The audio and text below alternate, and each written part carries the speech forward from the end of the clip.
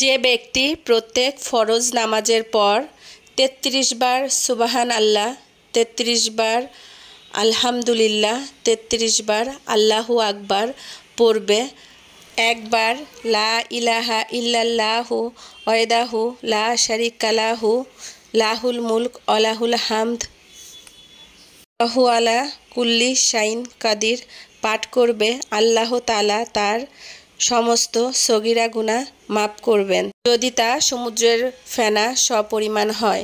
আমরা অবশ্যই ফরজ নামাজের পর এই দোয়াগুলো পাঠ করব এবং আল্লাহ তাআলার কাছে মাপ চাইব, কেননা আমাদের গুনার শেষ নেই। জীবনে যে শুরু থেকে শেষ পর্যন্ত কত গুনাহ করছি তার কোনো হিসাব নেই।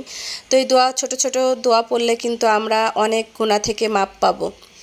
বিসমিল্লাহির রহমানির রহিম। আসসালামু আলাইকুম আমার প্রাণপ্রিয় মিষ্টি মিষ্টি আপুরা, সবাই কেমন আছো? আশা করি আল্লাহর অশেষ রহমতে আমার কাছেও দূরে যে যেখানে আছো সবাই ভালো আছো, সুস্থ আছো। আলহামদুলিল্লাহ, আমিও আমার পরিবারের সবাইকে নিয়ে ভালো আছি।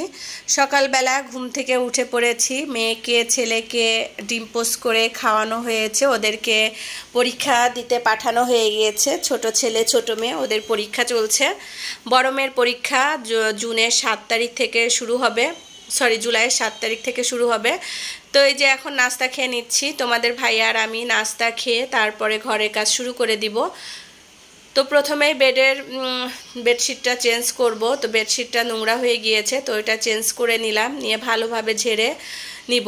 আর বিছানা কাঁথা যদি গুছানো থাকে তাহলে কিন্তু সংসারের অর্ধেক কাজই কমপ্লিট হয়ে যায়, বেশি একটা ঝামেলা লাগে না, ঘর বাড়ি গুছানো লাগে। তো যাই হোক, এগুলো চেঞ্জ করে আজকে আমি খুবই সহজ উপায়ে আমার ওভেনটা ক্লিন করব। মাত্র 2টো উপকরণ দিয়ে আমি আমার ওভেনটা চকচকে ঝকঝকে করে তুলব, সেটাই তোমাদের সাথে শেয়ার করব। আশা করি তোমাদের কাছে আমার এই ভিডিওটি ভালো লাগবে, আর ভালো লাগলে অবশ্যই একটা লাইক দিয়ে ভিডিওটি দেখা শুরু করবে। তো আমি আমার বিছানার চাদরটা চেঞ্জ করে আবার চলে এসেছি ছোট রুমের বিছানার চাদরটাও চেঞ্জ করব। তো আমি সব সময় আমার যেহেতু এই রুমটাতে কেউ থাকে না, সেই জন্য এই রুমে পুরাতন একটা চাদর দিয়ে তোশকের উপরে বিছিয়ে নিয়ে তারপরে এর উপরে নতুন আরেকটা চাদর বিছিয়ে নিই। তো এই তো চাদরটাও আমি বিছিয়ে নিলাম। আর আমার এই বিছানার চাদরের উপরে কিন্তু রং পড়েছিল, সেই জন্য একটা দাগ পড়েছে, সবাই দেখতেই পারছো। তো অনেকে বলতে পারো যে কিসের দাগ, সেই জন্য আমি বলে দিলাম। আর এই যে রুমে কিন্তু খাটের সাথে ম্যাচিং করে আমি ছোট্ট একটা ওয়ার্ড্রোবও রেখেছি। তো ওয়ার্ড্রোবের উপরটা দেখতেই পাচ্ছ। আসলে ছোট ছোট বাচ্চা থাকলে যেটা হয়, একদিকে গুছিয়ে রেখে যায় আর একদিক থেকে এসে দেখি আবার সে আগের মতো।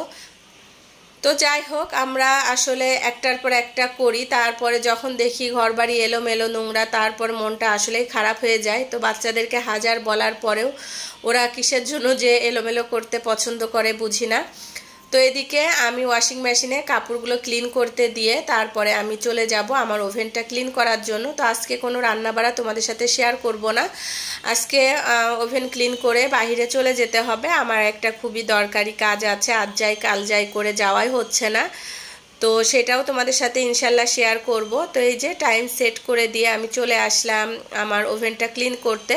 তো ঈদ আসার আগে চিন্তা করলাম এই কাজগুলো করে নিই, একটার পর একটা করে নিলে কিন্তু কাজটা আমার কমপ্লিট হয়ে যাবে। আর যেহেতু গ্রামে ঈদ করি, এগুলো তো এভাবেই পড়ে থাকবে, সেই জন্য এগুলো ক্লিন করেই যেতে হবে। তো এখানে আমি দিয়ে দিচ্ছি পরিমাণ মতো পানি দিয়ে দিব, এটা আমি নর্মাল ঠান্ডা পানিটাই দিয়ে দিচ্ছি। তারপরে এখানে দিয়ে দিব আমি প্রায় 2 চামচ পরিমাণ লেবুর রস দিব, আর দিব ভিনেগার। সাদা যে ভিনেগারটা আছে সেটাই ব্যবহার করব। আমি সব সময় আমার ওভেনটা এভাবে ক্লিন করে থাকি, তো এখানে আমি কোনো ডিটারজেন্ট ব্যবহার করছি না। তো এভাবে আমি এই যে কিছু টাইম সেট করে দিচ্ছি, এখানে আমি 5 মিনিট টাইম সেট করে দিলাম। আর এই 5 মিনিটেই আমার এই পানিটা ফুটে ওভেনের চারিপাশে লেগে যাবে। তো চারিপাশে যেই ময়লাগুলো, তৈলাক্ত ময়লা লেগে আছে, সেগুলো কিন্তু উঠে আসবে একেবারে খুব সহজে, বেশি একটা ঘষাঘষি লাগবে না। তো এই যে দেখতে পাচ্ছ গরম পানির সাথে আমি আরও কিছু পানি অ্যাড করে তারপরে পাতলা একটা কাপড়ে পানি লাগিয়ে আমি আমার ওভেনের যেই চারিপাশে ময়লা লেগে আছে সেগুলো একটু ক্লিন করে নিব। এই যে দেখো, আলতোভাবে কিন্তু ময়লাগুলো খুব সুন্দর করে উঠে আসছে, বেশি একটা ঝামেলা হচ্ছে না ময়লাগুলো তুলতে। তো ভিতরে যে প্লেটটা আছে সে প্লেটটাও বের করে নিব, বের করে ভিজিয়ে রেখে আমি ভিতরটাও ক্লিন করে নিব।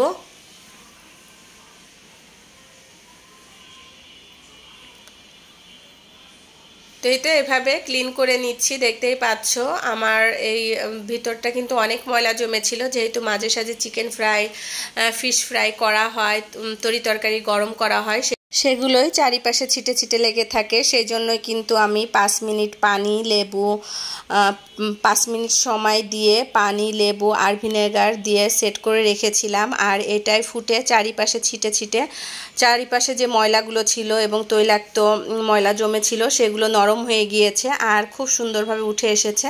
তো যে ভিতরে যে প্লেটটা ছিল সেটাও কিন্তু আমি খুব সাবধানের সাথে পরিষ্কার করে নিলাম, নিয়ে আবার সেট করে দিচ্ছি। তো এই যে দেখতেই পাচ্ছ চারিপাশটা কত সুন্দর চকচকে ঝকঝকে হয়েছে। যারা ওভেন পরিষ্কার করা নিয়ে চিন্তা করছো তারা কিন্তু 5 মিনিটে ঝটপট এভাবে ওভেন পরিষ্কার করে নিতে পারো, মাত্র 2টো উপকরণ দিয়ে খুব সহজে ওভেন পরিষ্কার করা যায়। আর খুব সহজ পদ্ধতিতে আমি আজকে তোমাদের সাথে ওভেন পরিষ্কার শেয়ার করলাম, আশা করি তোমাদের কাজে লাগবে। তো অবশ্যই কমেন্টসে জানাবে আমার এই ওভেন পরিষ্কার। ভাই দাও যে আমরা সবাই বসে রয়েছি, বাবা সিরিয়ালে গেছে, বসে রয়েছি, আমরা কানা হয়ে গিয়েছি, চোখ দেখাতে এসেছি, তিন কানা। আমরা আজকে 3 কানা চোখ দেখাতে এসেছি। বাবা আমাদের দেখছে। আমরা হলো ভাইরাল পার্সন, আমাদেরকে দেখতে চাইলে অবশ্যই চলে আসেন চক্ষু হাসপাতালে, লাইক কমেন্ট করুন। আর এই ভিডিওটাও কিন্তু আমার অনেক আগে ভিডিওটা আমি করেছিলাম। তো এই যে চশমা চোখ দেখাতে এসেছি, এই ভিডিওটা আমার পুরাতন। আর ওভেন পরিষ্কার করার সামনে যে ভিডিওগুলো দেখছো সেগুলো কিন্তু আমার নতুন পুরাতন মিলেই দিচ্ছি, কেননা তোমরা জানো আমি অনেক দিন ভিডিও শেয়ার করিনি, বাট ভিডিও করে রেখেছিলাম। তো চিন্তা করলাম অনেক কষ্ট করে ভিডিওগুলো করেছি, তো কেন আমি তোমাদের সাথে শেয়ার করব না। তো সেই জন্যই ভিডিওগুলো শেয়ার করছি। আর এটা কিন্তু মোটামুটি শীতের ভিতরে এই ভিডিওটা করা হয়েছে, দেখতেই পাচ্ছ সবাই সোয়েটার পরা ছিল। তো আমি চোখ দেখিয়ে চশমা নিতে চলে এসেছি, আমি আমার বড় মেয়ে এবং প্রিয়াঙ্কা, আমরা 3 জন মিলে চোখ দেখিয়ে চশমা নিতে চলে এসেছি। ইদানিং চোখে খুবই সমস্যা হচ্ছে, তো আজকে থেকে তোমাদের লাবণী ব্লগের লাবণী আপু চশমু আপু হয়ে গিয়েছে। তো যাই হোক, চোখ দেখিয়ে পাওয়ার দেখিয়ে চশমা আমরা এখানে চুজ করে রেখে গেলাম। আর যাওয়ার সময় আমি আমার মেয়ে আমরা একটু ভেলপুরি খাচ্ছি।